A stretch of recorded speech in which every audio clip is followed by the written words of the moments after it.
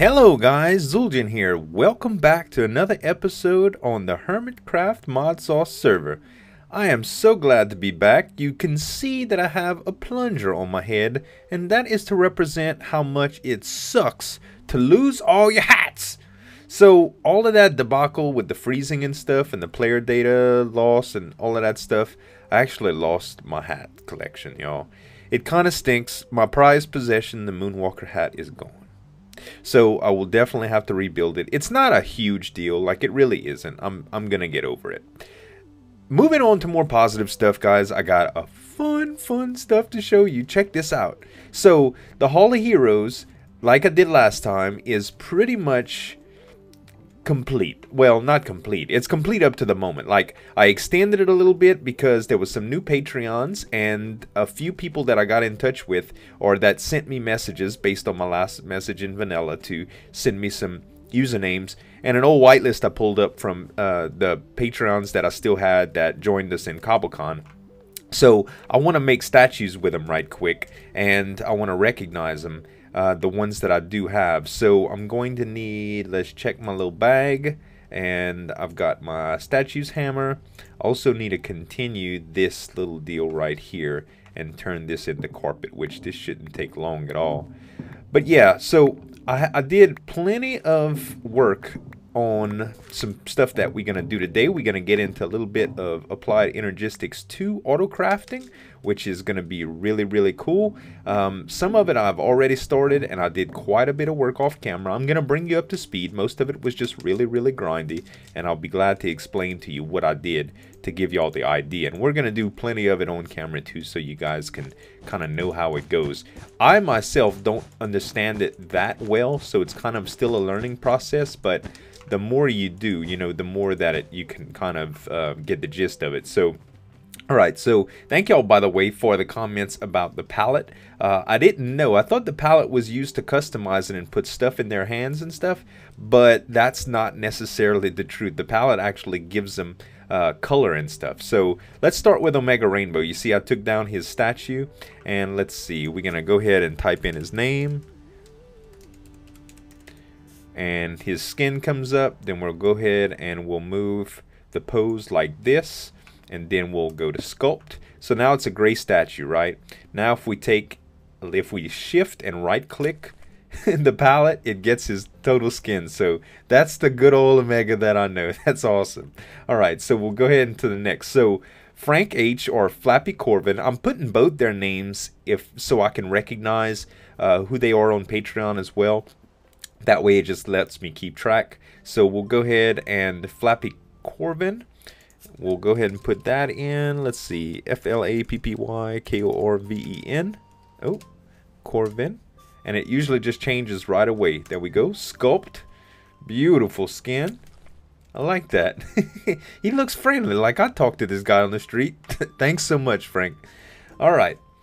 Blue Dewey, Luke. This is an old sub of mine, like one of the first, y'all. He has been around just forever, and he helped me he was on CobbleCon with me the last 2 years.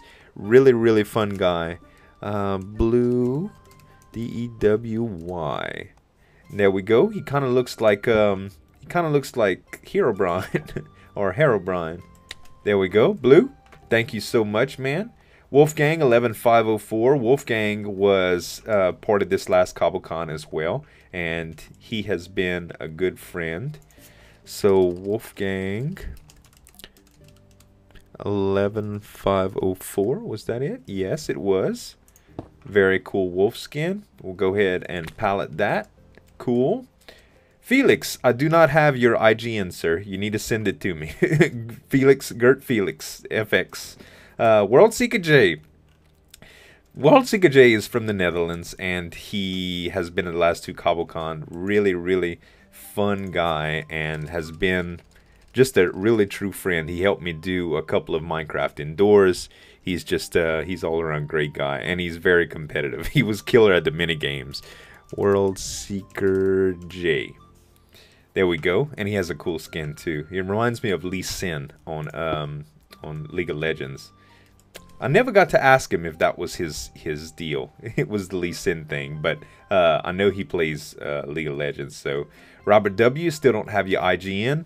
Off Mana, I think that might be your name. I'm not positive. So let me go ahead and try. Oh. I don't know if that's you, Boo. I don't. I'm gonna sculpt you right now, just in case though. And if that is not you, you gotta let me know, okay? But that's a pretty cool skin anyway. But Off Mana, you became a Patreon a little while back to me, and you've been keeping up with me on Google Plus and stuff like that. One of the newer subs since I've joined HermitCraft, so thank you very much. Chad is he was part of the first CobbleCon as well, and part of the last one, and he's been around forever. Really nice to see Chad is supporting me like that. So it's STEFCE22, is it? Yes, that's it. Sculpt, and we'll go ahead and give you some color, brother. There we go. All right. Paul, I do not have your IGN. James, I do not have your IGN. Yuli Troyo, I do not have your IGN. You guys send it to me on Patreon Messenger. Just message me. I'll check it. I'll check Patreon Messenger almost daily. Pierre JE373 or Jacko. No, you don't necessarily have to wait for the money to clear. I know that was one of your questions. It's not all about that. I really, you know, I'm hoping that you guys just follow through with everything, and we'll see. If it becomes a problem, then maybe we'll have to change these. But all of these contributors, I'm proud to represent in this haul. So let's see. We need to, let's see, BIERTJE373. I think this is it. I think this is it. Let's go ahead and palette it. You look like you were going swimming, buddy. And those are some really dark ninjas you got there. Rourke. Thanks, man. Now, Rourke, I got something. I tried out your skin. I kind of told you this in a messenger. And, dude, there's definitely something wrong with your face in this. Like, I know what you're supposed to look like, and this is not it. So we're going to go ahead and do it anyway, though. I think it's because you had something with your skin. My skin's not updated to the new ones either, and it doesn't come out like this. So I don't know, dude. But as you can see, your face is like white, and it's even worse when I color you. You see, it's looked like somebody forgot to do your face. But your face kind of reminds me of Pungents and BOOs. It's a cool skin. And I wish your face would come through. So fix your skin, man. I need you to represent. As far as I know, these things might actually change in-game. We'll see. Nick Vegas, I've been seeing you around for a long time, dude. I'm very, very glad that you decided to Patreon to me. I know you knew Drax, and you've been around. Like, I see you everywhere. I've seen you on QuakeCraft before. I've seen you in a lot of videos before. I've seen you in multiplayer games before. I've seen people mention you. I know you Patreon to Slip and probably a few of the other Hermits too. So I'm glad you gave me your IGN button, Nick Vegas. And there you are. Sculpt, and we'll give you some color. Pow, there you go, brother. And Mushroomy or Don, thank you so much, man. I remember you messaged me and stuff, and I think your skin's very, very cool too. You know, this was a skin that I actually looked at very early on, and was thinking about using. You know, I wanted to do something with an actual face, but this reminds me of the Ultima Online skin of the Game Masters, and I think it's just a really, really cool look. So MUSHROOMY, that's it. Yep. And it's like the wizard look or whatever, and it's really, really cool. I love this. The color choice is good, everything. Guys, thank y'all so much. The Hall of Heroes, look how awesome this looks. I mean, aside from the stone that's ready for the people with usernames, this just looks so awesome that you can go through here and all the skins are there. I really love it. So thank you guys so much. In fact, this is probably going to be my screenshot. With the plunger on my head and everything. Actually, no, let me take the plunger off. It's gonna look much better. We'll go with no hat, done, and we'll hit F2. Boom. Good deal. That might be the screenshot. I don't know. We'll think about it. Okay, so on to the rest of the topics of the episode.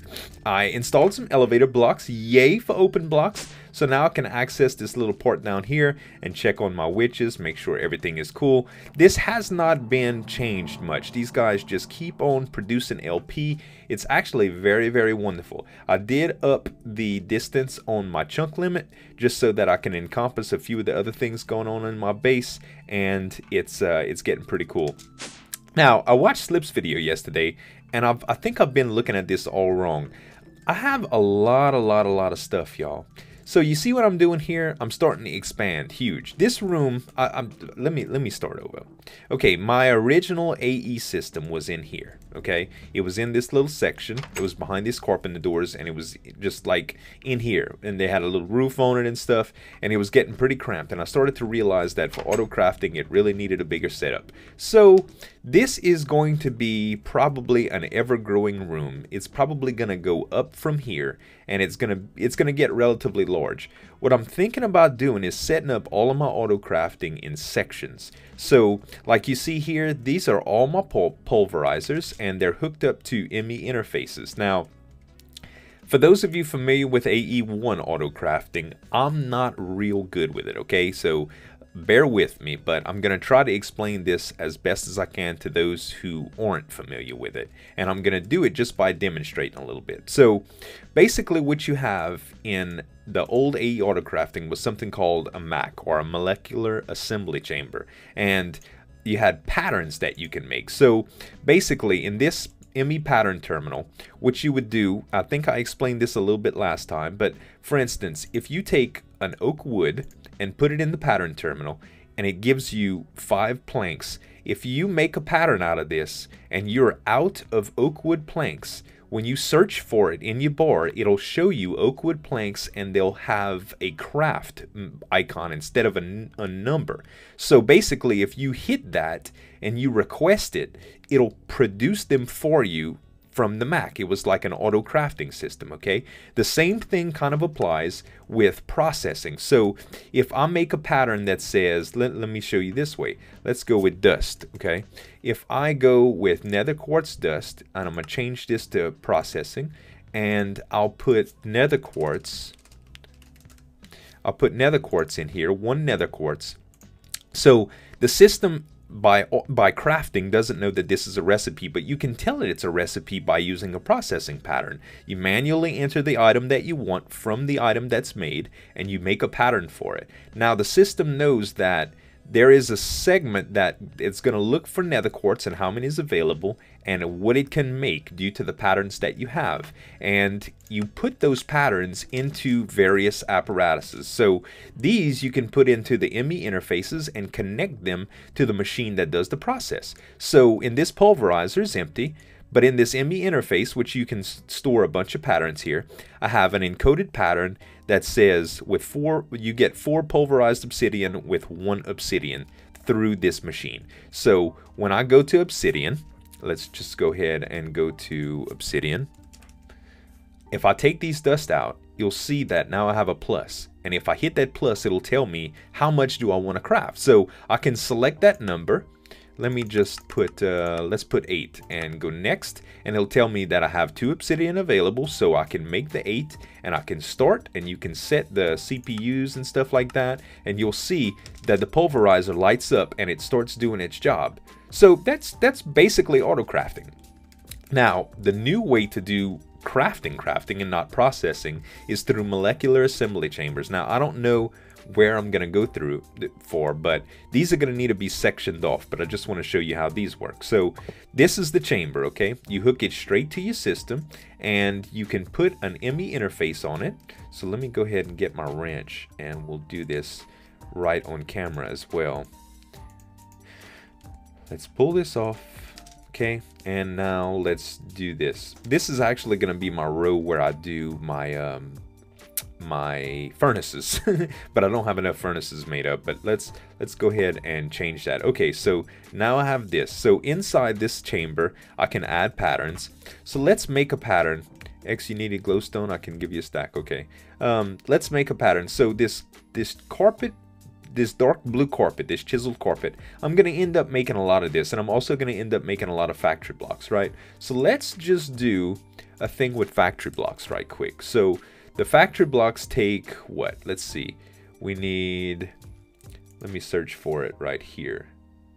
Factory blocks, the recipe is, we need 4 stone and 4 iron, makes 32 factory blocks. That should come up just like that. So let's go ahead and go stone, got that, just like this. And, oh, actually I don't need it right here. And iron. Okay. Oh man, we got dust. I'm gonna need to smelt some right quick. I got a temporary smelting setup right here. Oh, cool. Already had some ready to go. Fantastic. Okay. So let's go ahead and put these back for now. And we'll go to the pattern terminal and we'll put the recipe in. I don't know why it just freaked out right quick. Stone. Let's right click, 1 stone a piece. Better. Alright, now I'll put my iron in. That did it again. I don't know why it does that. I think my mouse clicks it sometimes. I have a really cheap mouse, guys. I really need to replace it. There we go. And if we go to processing pattern, yep, it just comes in. So that's what it makes. So we can click encode pattern, and now we have that pattern. Very cool. Okay, so with that pattern in mind, let's go to the ME interface and put that encoded pattern in. So 4 iron ingots and 4 stone gives 32 factory blocks. That pattern is set. We also have one that I had made for a pallet, and I'll show y'all how that works too. Let me just put that in there. So here we go. So we got that. It's all good. If we go to this thing right here, actually, let's just go to this thing right here, and let's go factory blocks. So we got to take all of these out of the inventory to actually show it done. Okay, so now we got factory blocks that are ready, okay? So we can go ahead and hit 10, and it says we need 4 available to craft 32. Great, let's just start, and it should start processing in this chamber. Now, I'm still not sure. Let's see. It doesn't know how to get it. It's like it can't pull. Either that, oh, I know what's going on. They aren't... I need to power these. Aha. Okay, so how do I do that? It needs to be powered, and these things apparently don't do power? Is that it? Do I really need to run more cable? Okay, we'll see. I mean, I don't particularly know if I'm gonna need power for that. Let's try. It doesn't look like it's getting power, so ME glass cable. Let's go ahead and run some line. It does seem a little redundant, but maybe you guys can tell me. Ah, there it is. Yep, that's all it needed was power. So guys, it just made that like in an instant. Let's do that one more time and just make it more. So factory, that way we can actually see what's going on. Let's take 32 factory blocks. Okay, we got that. And we'll craft some more. Let's craft 300. And let's see, 40, 40, 320, start. Okay, so it's crafting away here. You can see that it's just processing those materials. It works really, really fast. And now if I go into my system, I should have them all. Factory, yep, 320. Isn't that something? That's really, really cool. So I don't know why. I would think that the ME interfaces are enough to bring power to this system. That's just so weird that I would have to double wire it like this. I have no idea, but I'm definitely going to stretch another one right here for now. Maybe you guys can tell me. Let me know in the comments why my system is wanting this much wire. This is also the system that I set up here. DMAC kind of helped me out with this because I had some item transfer nodes, and he showed me how to use this retrieval node, which is pretty cool. I got 19 speed upgrades and a stack upgrade in it, and basically all of these just feed into this one thing because these machines auto spit the items out. So it's pretty cool. All of my processors that I've been making too, guys, these are gonna eventually be auto crafted. These are the inscribers. And the way the inscribers work are kind of weird. You have to insert stuff from the sides, the top, and the back, or the bottom, to make everything work out correctly. So right here you see I have this chest that goes into the bottom, and I have one that goes in the top and one that goes into the side, and that's so we can put silicon through the bottom, redstone in the middle, or redstone to the side, and the gold, the diamond processor top inside. So that's how I've been making all my processors, and I've got quite a bit ready to go. We do need to make some more 64K cells, but I think that is going to be it for the simple auto crafting stuff on camera. What I'd like to do is set up some more processing stuff on camera, so that you guys kind of get an idea of how the processing setup works. So let's go ahead and take let's put these factory blocks up actually. So what I want to do now is set up the redstone furnaces, and I'm eventually going to set up multiple ones like this. And I don't know what kind of layout I'm going to do yet, but so let's go ahead and do this right now. So we'll go ahead and put a redstone furnace down here. Now the redstone furnace, I want it to be able to smelt up a bunch of different types of dusts into ingots, and I think it's not gonna know it, just like the last one, and we'll actually have to kind of set it up like this. But it's really easy because we already have this kind of set up and ready to go. So let me go ahead and search for item transfer pipe. Actually, transfer pipe, there we go. So if I link this and do that, I'm gonna bring it right into the same retrieval node, which is cool. And let's make a pattern. So let's say iron dust is going to equal 1 iron ingot, and we'll have to actually go to the processing. Now say that this was, I don't know, I guess I'll show you that in a different example. Basically what can happen is in the processing section, I guess I should have kind of went over this too. Let me show you one. In the processing section they have yes, lead. That's a perfect example. So if I put 1 silver ore in, I get 2 pulverized silver and the chance to get 1 pulverized lead. So when you make a pattern and you go in through the processing deal, you see how they have multiple channels. If you click the processing pattern or crafting pattern, in processing you can actually add more byproducts to the one thing purchased. So the one thing processed. So if I put a block of iron, it's definitely only going to make, an iron ore block, it's definitely only going to grind down to 2 dust. But if I put a block of silver, it's going to grind down to 2 silver and possibly 1 lead. So I can put lead dust and silver dust in here, and it'll go ahead and try to produce both, which is really, really cool. So let's go ahead and add this pattern to our setup. So we have this one pattern, and now the encoded pattern, 1 iron ingot with 1 pulverized iron. Very good. So we should just be able to look at our terminal now, and we'll do iron. Let's get the iron out of our system, and now it's available for request. Let's go with 100 and hit next and start. And this should, we can look at our ME interface, and it shows what's in the molecular assembler. It shows everything in the pulverizers, and it should show us what's in the redstone furnaces. So that is working. Let's see, is this smelting up? It is not smelting up. Okay, there is something that definitely went wrong. It might be my configuration. Let's see. So these configurations was set how? We had blue at the top, orange at the bottom. Let's make sure blue at the top, orange at the bottom. We can take these off. This is a little weird. 1 iron ingot with 1 pulverized iron. Now I don't understand. Let's see. Did I click on begin or whatever? Let's try again. Let's look at it again. Iron. 100 next.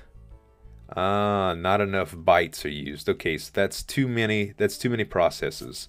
Let's try again. Let's try 50. Oh no. Let's try 50. Okay, that's what was wrong. So basically I didn't have enough bytes available due to my crafting processors. No CPUs or no crafting CPUs are available. Why? Ah, it's because I had too many in the queue. Let's try it again. Iron. Still trying to figure this out, guys. Let's just set 10. Okay, start. And nothing. Oh yeah, it's smelting. Okay, so that was the whole deal. So this is actually the crafting storage, and I have one crafting storage available right now, and it's only a 4K. So this is a multi-block. You can make these a lot bigger, and you can also add co-processors to it. So let's do that and try out to see what kind of memory we have. Let's see. Let's search co-processor. Co-processor. Oh no. Well, maybe just search processor. Okay, so we have, let's see, crafting co-processing unit. That's what we need. So these take engineering processors, and they also take the crafting units, which take calculation. Wow. Okay, so let's make some calculation processors. For these, we're going to need the pure quartz, and I'll kind of show you how this works too. So we'll go ahead and use all of our pure certus, and let's look in here. This is the inscriber logic press. We need the calculation press. I wonder if I still have that in my system. Yep, I sure do. We only have one calculation processor left right now. No worries. Let's take the logic press out, and let's put the calculation in, and then we can feed it through this side deal. So we'll go ahead and do that, and it's just going to start stamping them out. Also, we need the silicon, but we've got plenty of that. I've been doing the whole clay thing, which the clay is pretty easy. Now there's no config anymore for this. We used to be able to make the old stuff with the nether quartz dust and the sand, I think, but now we can't. So we can only use the silicon recipe. It's weird. It's like when there's a recipe in another mod that says that it can make silicon, it kind of disables the recipe in ME, which is pretty weird, I think, but that's what it does, and there's no config option to change it. So let's go ahead and get these ready, and then we can put these back in the sag mill, and it has the chance to drop out the silicon, which is pretty cool. I mean, it's not a big deal. The sag mill is kind of slow. We can upgrade it, but there we go. So we get silicon when that happens, and we can eventually just press them out. So in here, we already have some printed silicon stuff, but we'll start printing some more. Let's go ahead and drop a 64 stack into the hopper and let it work. So we'll go ahead and grab these, and we should have plenty of these by now. Yep, we have 12. And let's go ahead and input these. So we'll take the printed calculation, then we'll take the printed silicon, and now we'll need some redstone. Boom, redstone, and we'll put that into the side, and we'll watch it work. So it should just be able to stamp them out, and we'll get plenty of these processes. I'm gonna let this run, guys. Make sure I have the engineering processes put together too. Then we'll put back some more. We'll put together some processors. We'll be right back. Alright, you guys, I decided to take it one step ahead because we're going to be doing a lot of this stuff. So I went ahead and crafted a 64K ME storage component. So basically, this isn't that bad. I mean, it is, but you basically have to start off all the way at the 1K, then work up to the 4Ks, then you work up to the 16Ks, and then 3 of those make a 64K. So quite a bit of components goes into these, but with this you can actually make the 64K crafting storage. So let's go ahead and do that. I decided not to go with the coprocessor yet. Oh, it's in my inventory actually. There we go, 64K crafting storage. So this should be a huge jump, and this connects right to it, so that's good. And I also want to put a coprocessor on this as well, just to speed things up. So let's look up processor again, and this is the crafting coprocessing unit. We should have all of the materials available, and let's go ahead and attach this puppy, and now it should work pretty fast too. I don't know exactly how, but we should have a lot more storage, I mean bytes available. So a while ago when we tried to produce a ton of iron, let's see, iron, so we'll take these out, And let's see, can we do 1,000? Yeah, yep, we sure can. So that's really, really cool that it can do that now. We just can start processing a bunch of ore like that. And when we take a look at the assembly, let's see, yep, it's producing right away.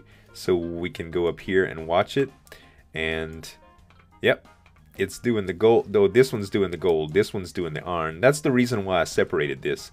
So I guess next time we come back, guys, what I need to do is start upgrading these actual pulverizers and my redstone furnaces to some of the harder things. I'd really like to get into the big ones. Let's see, I'll show it to you.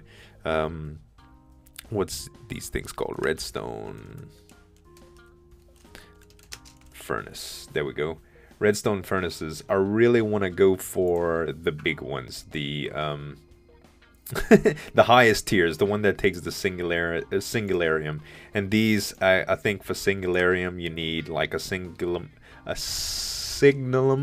don't know how to say it, blend, which is some pulverized silver, some pulverized copper, and some destabilized redstone and stuff. So quite a few steps left to get to that, but all in all, autocrafting is coming out really, really cool. I want to make a bunch more patterns and start automating a lot of stuff. Next time we come back, guys, I want to also mess with this.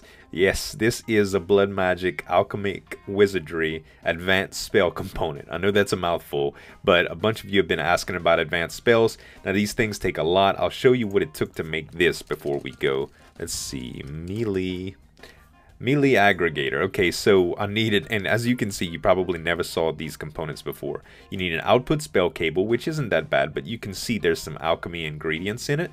Now we needed the melee core, which is a bunch of alchemy ingredients, a bunch of incendium. This empty core incendium takes all of this in an alchemy table. Let's see, the melee cores need simple catalyst as well. What else did we need for this? We needed these, which are slates that need to be made by the altar, and also the paradigm plates, which are also slates need to be made by the altar. So still quite a bit of crafting left to do, guys, but all in all, I think we did great for today. Thank y'all so much for watching, guys. I hope y'all enjoyed the episode. If you did, please don't forget to hit the like button. It really helps me out, and we'll see you next time. This is Zueljin signing off. Have a good one.